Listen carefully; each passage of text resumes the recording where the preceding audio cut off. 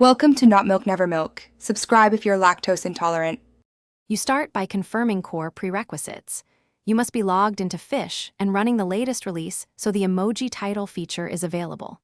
Once done, choose the emoji plus a concise title under 32 characters to avoid truncation.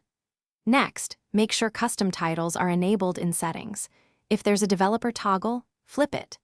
You're doing this to let the app accept non-standard characters and to prevent display errors later when you apply the title. You now apply the emoji title. Open the profile or channel settings area where titles are edited and focus the input field. Then paste the emoji and short title directly or type them with your system keyboard. Avoid third-party font apps that can break encoding.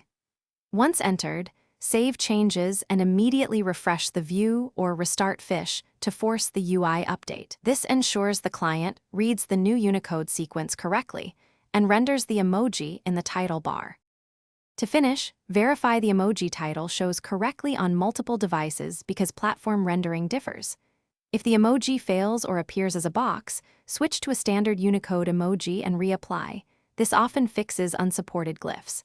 If problems persist, clear the app cache and relaunch or reinstall Fisch to remove stale rendering data.